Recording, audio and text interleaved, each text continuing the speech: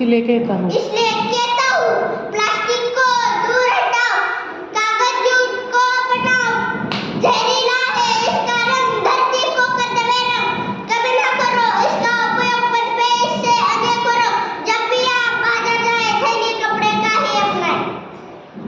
हा हा हा हा हा, हा हा हा हा हा, हा हा हा हा हा, हा हा हा हा हा।